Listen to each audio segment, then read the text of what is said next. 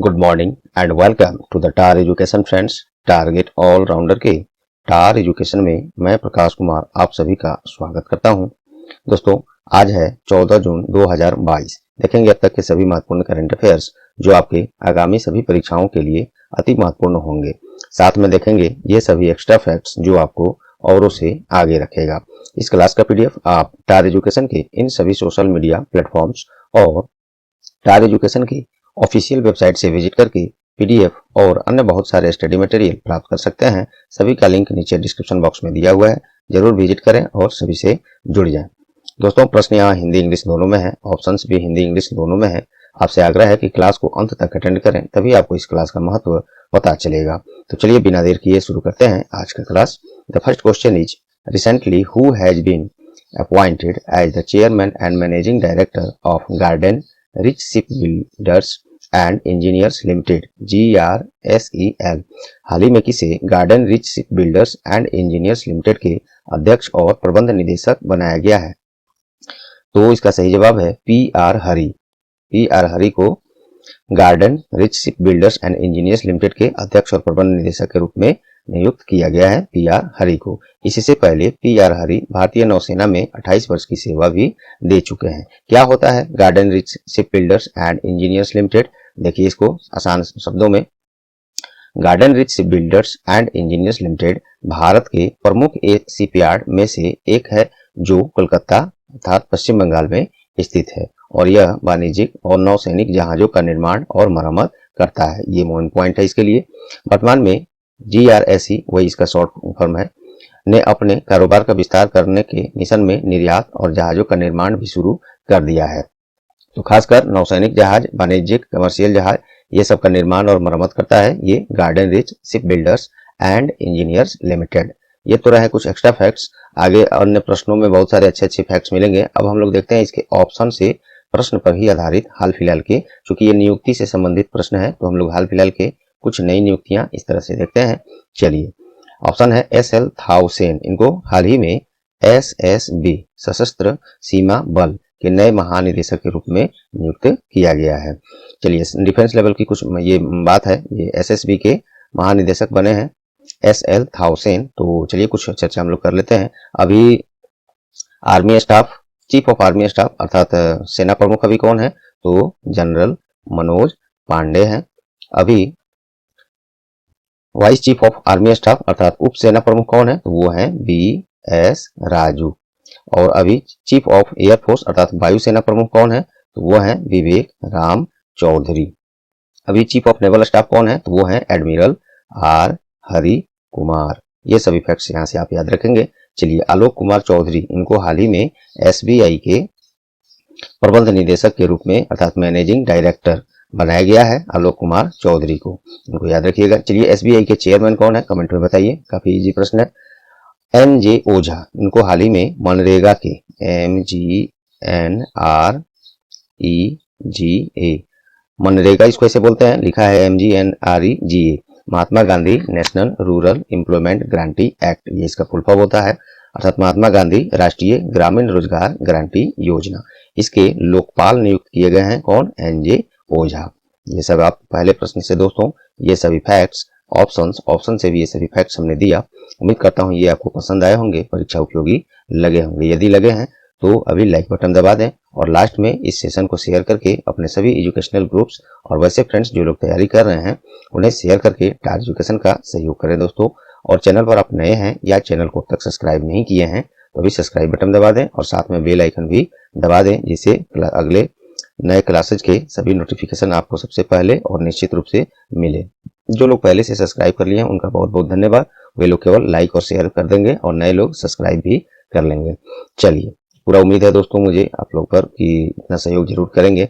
Next हम लोग देखते हैं question, where has the 12th ministerial conference of WTO, short में इसको MC12 कहते हैं, बीन ऑर्गेनाइज्ड रिसेंटली, हाल ही में कहाँ WTO का 12वां मंत्री स्तरीय सम्मेलन का आयोजन किया गया है? सही जवाब है जिनेवा, स्विट्जरलैंड में है जिनेवा। वहीं पे ये 12वां मंत्री स्तरीय WTO का ये कॉन्फ्रेंस हो रहा है जिनेवा, और जिनेवा जो है WTO का मुख्यालय भी है, वहीं पे किया जा रहा है। WTO अर्थात वर्ल्ड ट्रेड ऑर्गेनाइजेशन, इस आयोजन में दुनिया भर के मंत्रियों को बहुपक्षीय व्यापार प्रणाली के कामकाज की समीक्षा करने, सामान्य बयान देने, विश्व व्यापार संगठन के भविष्य के काम पर कार्रवाई करने का अवसर मिलेगा और सलाह सबके दिए जाएंगे। और इसमें थोड़ी सी और आगे हम लोग बढ़े अगर, तो सम्मेलन की सह मेजबानी कजाकिस्तान के द्वारा की जाएगी। ये प्रश्न अलग से आपको जरूर बन सकता है और इसकी अध्यक्षता कजाकिस्तान के राष्ट्रपति श्री तैमूर सुलेमानोव करेंगे के ऊपर। WTO अर्थात वर्ल्ड ट्रेड ऑर्गेनाइजेशन, स्थापना इसका 1 जनवरी 1995 में और इसका मुख्यालय स्विट्जरलैंड के जेनेवा में ही है। और इसके डायरेक्टर जनरल कौन है, तो नगोजी ओकोंजो इविला। ये सभी फैक्ट्स दूसरे प्रश्न से आप याद रखेंगे। अब चलिए हम लोग कुछ सबसे महत्वपूर्ण ऑप्शन से हम लोग जो पाते हैं वो लेंगे। ये चूंकि वेन्यूज से संबंधित प्रश्न है, तो हाल फिलहाल के कुछ न्यूज में रहे वेन्यूज, वो देखते हैं हम लोग। वेन्यू देखिए, जापान, ये न्यूज में क्यों है, तो जापान में हाल ही में क्वाड शिखर सम्मेलन, क्वाड समिट 2022, क्वाड शिखर सम्मेलन का आयोजन किस देश में किया गया है, तो ये जापान में। क्वाड में कौन कौन सा देश शामिल है, ये बहुत ही महत्वपूर्ण है। तो इसमें अपना देश इंडिया, USA, और ये जापान में तो है ही, जापान भी है इसमें, और ऑस्ट्रेलिया। ये 3-4 देश क्वाड में शामिल है और इसका इस बार शिखर सम्मेलन जापान में किया गया है। जापान की राजधानी कहाँ है, टोक्यो है। जापान में मुद्रा क्या चलता है, जापानीज येन चलता है। और प्रधानमंत्री वहां पे कौन है अभी, तो वो है Fumio Kishida. Fumio Kishida Japan के प्रधानमंत्री हैं। चलिए, दावोस की न्यूज में है, तो हाल ही में विश्व आर्थिक मंच WEF वर्ल्ड इकोनॉमिक फोरम, विश्व आर्थिक मंच की वार्षिक बैठक का आयोजन कहाँ हुआ है, तो वो भी स्विट्जरलैंड के दावोस में ही किया गया है। ये सभी याद रखेंगे। और इसमें विश्व आर्थिक मंच के जो बैठक हुआ है दावोस में स्विट्जरलैंड के, तो इसमें भारतीय प्रतिनिधित्व मंडल का नेतृत्व अपने केंद्रीय वाणिज्य और उद्योग मंत्री श्री पीयूष गोयल के द्वारा किया गया था। ये भी पूछा जा सकता है। इंडिया, ये क्यों ऑप्शन में हमने दिया है, तो यहाँ भी एक महत्वपूर्ण वेन्यूज रहा है भारत। तो SCO, देखिए SCO संघाई कोऑपरेशन ऑर्गेनाइजेशन, SCO के आतंकवाद विरोधी निकाय क्षेत्रीय आतंकवाद विरोधी संरचना, जिसे शॉर्ट्स में आपको रैट्स के रूप में मिल सकता है, कि बैठक की मेजबानी किस देश ने किया है, तो अपना देश भारत। SCO संघाई कोऑपरेशन ऑर्गेनाइजेशन, और इसका हेडक्वार्टर कहाँ है, तो चाइना के बीजिंग में। चाइना के बीजिंग में SCO का हेडक्वार्टर है। और इसका स्थापना SCO का कब हुआ था, तो वो हुआ था 15 जून 2001 में। और इसमें मेंबर्स कंट्री कौन कौन से हैं वो सुन लीजिए अच्छे से। चाइना, रसिया, फिर से सुन लीजिए, SCO में मेंबर्स कौन कौन से कंट्री हैं, वो है चाइना, रसिया, तजाकिस्तान, कजाकिस्तान, उज्बेकिस्तान, किर्गिस्तान, अपना देश भारत, पाकिस्तान और ईरान। ये सभी SCO के सदस्य हैं। चलिए, दूसरे प्रश्न से उम्मीद करता हूं ये आपको सभी परीक्षा उपयोगी और पसंद आए होंगे। नेक्स्ट है, हाल ही में महाराष्ट्र की दूसरी state cluster university HSNC university Mumbai ने किसे मानद डिलीट से सम्मानित किया है, डॉक्टरेट ऑफ इन लिटरेचर ये होता है, से सम्मानित किनको किया गया है, तो ये किया गया है जाने माने उद्योगपति रतन टाटा, इनको इससे सम्मानित किया गया है। और ये राजभवन दरबार हॉल में आयोजित एक विशेष दीक्षांत समारोह में प्रसिद्ध उद्योगपति और परोपकारी श्री रतन टाटा जी को महाराष्ट्र के राज्यपाल और विश्वविद्यालय के चांसलर भगत सिंह कोश्यारी ने श्री रतन टाटा जी को ये degree D.Litt doctorate in literature मानद उपाधि से सम्मानित किया गया है रतन टाटा को। ये काफी महत्वपूर्ण है, ये भी याद रखिएगा। चलिए, ये चूंकि अवार्ड से संबंधित ये प्रश्न है, तो ऑप्शन भी हम लोग वही रखे हैं। आइए कुछ महत्वपूर्ण अवार्ड्स देखते हैं, इनको क्या मिला है, क्यों मिला है, किस क्षेत्र में मिला है। संजीत नार्वेकर, इनको हाल ही में मुंबई अंतर्राष्ट्रीय फिल्म महोत्सव, मुंबई इंटरनेशनल फिल्म फेस्टिवल में ये doctor B Shantaram lifetime achievement award से इनको सम्मानित किया गया है। जनरल मनोज पांडे, जो अभी सेना प्रमुख है हम लोग के, इनको हाल ही में परम विशिष्ट सेवा मेडल से सम्मानित किया गया है। परम विशिष्ट सेवा मेडल से अपने सेना प्रमुख वर्तमान जनरल मनोज पांडे को सम्मानित किया गया है। अन्य डिफेंस लेवल की पोस्ट मैंने ऊपर एक प्रश्न में अच्छे से एक्सप्लेन कर दिया था। ममता बनर्जी, इनको हाल ही में विशेष बांग्ला अकादमी पुरस्कार से सम्मानित किया गया है। ममता बनर्जी को, ममता बनर्जी सभी लोग जानते हैं आप लोग, वेस्ट बंगाल के अभी वर्तमान मुख्यमंत्री हैं, चीफ मिनिस्टर हैं। वेस्ट बंगाल राज्य का स्थापना 26 जनवरी 1950 में और उसका राजधानी कहाँ है, कैपिटल कहाँ है वेस्ट बंगाल का, तो वो है कोलकाता। और वर्तमान में राज्यपाल वहाँ पे कौन है, गवर्नर कौन है, तो जगदीप धनखड़, जगदीप धनखड़। चलिए ये सभी प्रश्न से तीसरे प्रश्न से याद रखेंगे आप। नेक्स्ट है, recently who has become the second largest reigning monarchy on a throne. हाल ही में कौन दूसरे सबसे लंबे समय तक किसी राजगद्दी पर राज करने वाली राजशाही बन गई हैं। ये हैं एलिजाबेथ द्वितीय। ऑप्शन 4 इसका सही जवाब होगा। दूसरे सबसे लंबे समय तक किसी भी राजगद्दी पर राज करने वाली राजशाही अर्थात रानी कौन रही हैं, तो ये बन गई हैं एलिजाबेथ द्वितीय। ब्रिटेन की वर्तमान महारानी है एलिजाबेथ द्वितीय। ये बन गई हैं थाईलैंड के राजा को पीछे छोड़ते हुए इतिहास में दुनिया के दूसरे सबसे लंबे समय तक राज करने वाली राजशाही रानी। ब्रिटेन की महारानी एलिजाबेथ द्वितीय 1953 में इनको ताज पहनाया गया था, तब से ये बनी हुई हैं। ब्रिटेन से संबंधित बातें हुई हैं, तो चलिए देख लेते हैं। यूनाइटेड किंगडम, देखिए ब्रिटेन, यूनाइटेड किंगडम, इंग्लैंड, ये सभी अलग अलग अर्थों में इसी का नाम है, एक ही है यूनाइटेड किंगडम। इसका राजधानी लंदन है। मुद्रा यहाँ पे पाउंड स्टर्लिंग चलता है। और प्रधानमंत्री बोरिस जॉनसन है, जो हाल ही में अपने देश इंडिया में विजिट पर आए भी थे। अब चलिए ऑप्शन से हम लोग देखते हैं कुछ महत्वपूर्ण इसी तरह के फैक्ट्स ऑप्शन के थ्रू। पियाली बासक, ये ऑप्शन में हमने दिया है इसलिए कि बिना ऑक्सीजन की सहायता से माउंट एवरेस्ट पर चढ़ने वाली पहली भारतीय महिला कौन बन गई हैं, तो ये पियाली बासक ही बन गई हैं। माउंट एवरेस्ट पर इन्होंने बिना ऑक्सीजन के चढ़ाई करने वाली पहली भारतीय महिला पर्वतारोही बन गई हैं। और माउंट एवरेस्ट की बात हुई है, तो ये देखिए नेपाल और चीन की सीमा पर स्थित है माउंट एवरेस्ट। और माउंट एवरेस्ट जो है विश्व की सबसे ऊंची पर्वत चोटी है, ये आप लोग जानते हैं, जिसकी कुल ऊंचाई कितनी है 8,848.86 मीटर, जिसमें ये जो पॉइंट के बाद 86 दिख रहा है ये सेंटीमीटर है। ये बढ़ोतरी हाल ही में दर्ज की गई है। तो ये सभी फैक्ट्स याद रखेंगे। कैप्टन अभिलाषा बराक, ये भारतीय सेना की पहली महिला लड़ाकू एविएटर बन गई हैं। कौन, अभिलाषा बराक, ये भी याद रखिएगा। नेक्स्ट है माधुरी पुरी बुच, इनको हाल ही में सेबी ये stock exchange board of India, security and exchange ये भी होता है, ये यही होता है, देखिए security and exchange board of India अर्थात भारतीय प्रतिभूति और विनिमय बोर्ड सेबी की पहली महिला अध्यक्ष बनाई गई हैं। कौन, माधुरी पुरी बुच। सेबी का फुल फॉर्म मैंने बताया ही। इसका स्थापना 12 अप्रैल 1992 में, और इसका हेडक्वार्टर मुंबई है। और वही हो गए माधुरी पुरी बुच इसके चेयरमैन, जो कि पहली महिला चेयरमैन है इसके। चलिए चौथे प्रश्न से हम लोग बढ़ते हैं पांचवे की तरफ। On which day international albinism awareness day has been observed होगा, यहाँ पे सेलिब्रेट नहीं होगा, अच्छा नहीं है वो सही। यहाँ ऑब्जर्व्ड रिसेंटली, हाल ही में किस दिन अंतर्राष्ट्रीय रंगहीनता अर्थात एल्बिनिज्म जागरूकता दिवस मनाया गया है। सही जवाब है 13 जून, 13 जून। अंतर्राष्ट्रीय रंगहीनता जागरूकता दिवस IAAD प्रतिवर्ष 13 जून को मनाया जाता है, जो रंगहीनता वाले लोगों के मानवाधिकारों के महत्व और उत्सव का प्रतिनिधित्व करता है। इसका महत्वपूर्ण है थीम, अंतर्राष्ट्रीय एल्बिनिज्म जागरूकता दिवस 2022 का थीम क्या है, विषय क्या है, ये है हमारी आवाज सुनने में एकजुट। हिंदी में मैंने कर दिया है, लेकिन इसको इंग्लिश ही ओरिजिनल है, ये याद रखिएगा। यह है united in making our voice heard. चलिए, और ये एल्बिनिज्म थोड़ा सा और हम लोग रंगहीनता ये आप तो समझ ही गए होंगे, थोड़ी सी और देख लीजिए। ये गैर संक्रामक अनुवांशिक रूप से विरासत में मिली जो जेनेटिक जिसे हम लोग कहते हैं, जो अपनी रूरल एरिया में बात करें तो लोग कहते हैं ना खानदान में पूरा बारी बारी से सबको होते जाता है एक तरह का बीमारी, जो कई जनरेशन से चले आता होता है, हर पीढ़ी में वो किसी न किसी को हो जाता है, वही होता है विरासत में मिली बीमारी, जिसके प्रमाण स्वरूप त्वचा, आंखों, बालों में मेलेनिन की कमी हो जाती है, ये होता है एल्बिनिज्म। चलिए अब कुछ महत्वपूर्ण हम लोग ये प्रश्न पर आधारित, ऑप्शन पर आधारित डेज देख लेते हैं, जो कि हाल फिलहाल में इसी माह में अपडेट रहे हैं।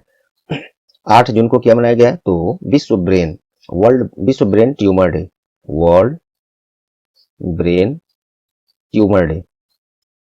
ट्यूमर डे कब मनाया गया है, ये मनाया गया है 8 जून को। इसका थीम क्या रहा है, तो थीम है टुगेदर वी आर स्ट्रॉन्ग। यहाँ देखिए टुगेदर वी आर स्ट्रॉन्ग, ये इसका थीम रहा है। हिंदी में अगर देखा जाए तो ये हो जाएगा साथ में हम मजबूत हैं, लेकिन इंग्लिश वाला जरूर याद रखिएगा, टुगेदर वी आर स्ट्रॉन्ग विश्व वर्ल्ड ब्रेन ट्यूमर डे का थीम है।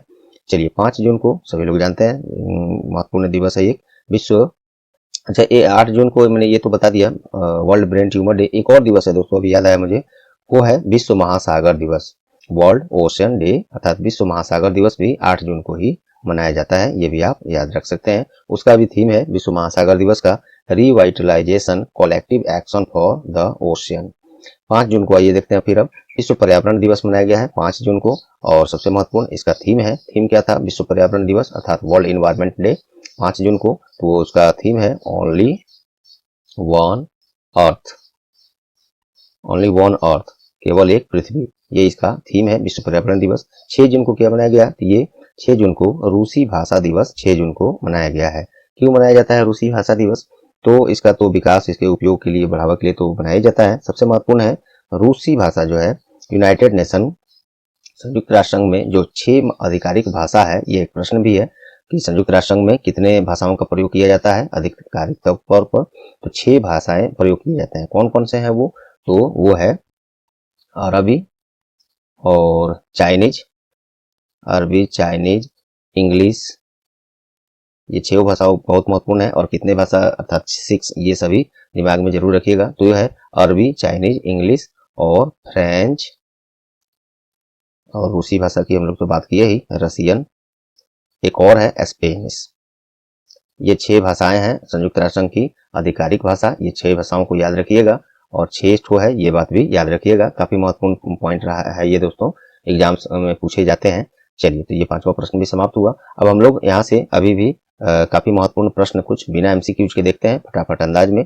ये एमसीक्यूज मैं कम इसलिए करता हूँ कि दोस्तों इतने अभी तक आपको समझ में आ गया होगा। 5 प्रश्न जो हमने कराया, 5 प्रश्न में कम से कम हमको लगता है 50 प्रश्न से ऊपर तो मैंने जरूर बता दिया, तो और वो आपको बोझ भी नहीं लगा होगा, सब कुछ एब्जॉर्ब भी किए होंगे, दिमाग में बैठा भी होगा, और सभी कितने महत्वपूर्ण है ये आपको समझ में आ गए होंगे। लेकिन इतना के बावजूद, इतना एफर्ट्स मेहनत के बाद भी आप लोग मुझे जो मिलना चाहिए व्यूज और स्टूडेंट्स का सहयोग, और तो वो नहीं मिल रहा है। जो लोग देख रहे हैं वो शेयर भी नहीं कर रहे हैं, उनके पास काफ़ी ग्रुप्स पड़े हुए हैं, आधा 1 घंटा वो लोग बर्बाद भी आप लोग करते होंगे। आप लोग में से सभी लोग नहीं, कुछ लोग ही तो सोशल मीडिया पर बर्बाद तो करते होंगे, लेकिन बस इतना उपकार आप लोग से नहीं हो पा रहा है। इसी डिमोटिवेशन में वो ज़्यादा से ज़्यादा एमसीक्यूज में फिलहाल नहीं लाता हूँ। फिर भी उम्मीद है आप लोग से, आप लोग सहयोग करेंगे, इसमें शेयर करेंगे क्लासेज को, अन्य लोगों को बताएंगे जरूर। खैर चलिए, नेक्स्ट क्वेश्चन हम लोग देखते हैं। 6th, recently the credit line of how much amount has been extended by the government of India for the import of fertilizers to the financially troubled Sri Lanka. Bharat सरकार के द्वारा आर्थिक संकटग्रस्त श्रीलंका को उर्वरक आयात के लिए कितनी राशि क्रेडिट लाइन का विस्तार किया गया है, तो इसका सही जवाब है $55 मिलियन क्रेडिट लाइन का विस्तार भारत सरकार ने किया है श्रीलंका के लिए, वहां पे उर्वरक की खरीद और उपयोग के लिए। तो चलिए, और ये उर्वरक का यूज तो खेती बाड़ी कृषि कार्य में वहाँ होगा ही, यह स्पष्ट है। श्रीलंका के बारे में देख लेते हैं। इसके यहाँ 2 राजधानियां हैं, एक है कोलंबो जो एग्जीक्यूटिव कैपिटल है, एक है श्री जयवर्धनेपुरे कोट्टे जो लेजिस्लेटिव कैपिटल है, अर्थात विधायी की राजधानी है, और ये कार्यपालिका। चलिए, मुद्रा ऑफ श्रीलंका में श्रीलंकन रुपी चलता है, और रानिल विक्रम सिंघे, इसके पहले महेंद्र राजपक्षे थे जो विरोध के बाद उनको इस्तीफा देना पड़ा था। अब प्रधानमंत्री कौन है वहाँ, रानिल विक्रम सिंघे। इससे पहले भी ये प्रधानमंत्री वहां रह चुके थे वैसे। और प्रेसिडेंट कौन है, गोटबाया राजपक्ष। चलिए नेक्स्ट देखते हैं हम लोग। Recently in which country the government of India funded girls hostel has been inaugurated. हाल ही में किस देश में भारत सरकार द्वारा वित्त पोषित बालिका छात्रावास का उद्घाटन हुआ है, तो ये बांग्लादेश में। बांग्लादेश में भारत के ये राजदूत हैं, उच्चायुक्त हैं, तो विक्रम दोरा ई स्वामी, इन्होंने ही बांग्लादेश में एक जगह सिलहट, वहीं पे 5 मंजिला महिला छात्रावास का उद्घाटन किया है, और ये भारत सरकार से वित्त पोषित है। भारत सरकार के सहयोग से 4.35 करोड़ बांग्लादेशी टका के सहयोग से बना है। छात्रावास में 160 महिला छात्र रह सकते हैं। बांग्लादेश के बारे में देखिए, बांग्लादेश की राजधानी ढाका है, शेख हसीना प्रधानमंत्री, अब्दुल हामिद राष्ट्रपति हैं अर्थात प्रेसिडेंट हैं। Recently which Indian weight lifter has won the gold medal in the IWF youth world championship. हाल ही में किस भारतीय भारोत्तोलक ने IWF यूथ वर्ल्ड चैंपियनशिप में स्वर्ण पदक जीता है, तो सनापति गुरु नायडू ने जीता है। और इसका आयोजन देखिए, इसके अलावा 2 अन्य भारतीय हैं भारोत्तोलक, विजय प्रजापति और आकांक्षा किशोर बेयावरी, इन्होंने भी पहले दिन में रजत पदक जीता था। IWF यूथ वर्ल्ड चैंपियनशिप का आयोजन मैक्सिको के लियोन में किया गया है। ये पॉइंट वेन्यू से संबंधित है, याद रखिएगा। चलिए, आपसे ये भी कभी प्रश्न बन सकता है, सेनापति गुरु नायडू किस खेल से संबंधित है? तो ये भारतीय बॉक्सर है, पहलवान है। चलिए,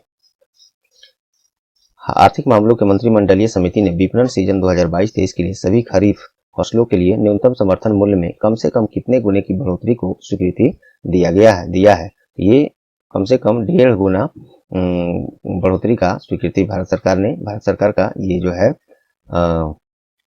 कैबिनेट कमेटी, यहाँ पे देखिए cabinet committee on economic affair, इसको CCEA शॉर्ट में कहते हैं। और इससे निवेश और उत्पादन में वृद्धि होगी और यह किसानों के लिए सुनिश्चित लाभकारी मूल्य भी प्रदान करेगा। मेन पॉइंट यही था।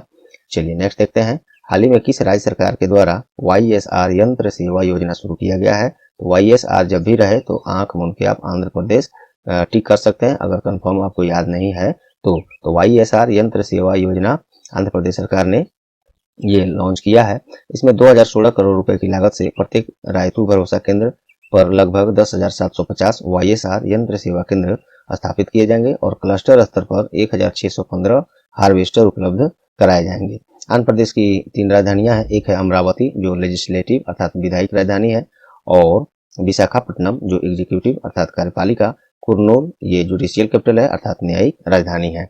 मुख्यमंत्री सभी लोग जानते हैं YS जगनमोहन रेड्डी मुख्यमंत्री आंध्र प्रदेश के, और राज्यपाल आंध्र प्रदेश के कौन है? विश्वभूषण हरिचंदन। नेक्स्ट है, हाल ही में राष्ट्रीय बाल अधिकार संरक्षण आयोग NCPCR के द्वारा, अर्थात इसका फुल फॉर्म क्या हो जाएगा? National commission for protection of child rights, ये इसका फुल फॉर्म होगा, द्वारा बच्चों के पुनर्वास के लिए कौन सी एप्लीकेशन लॉन्च किया गया है?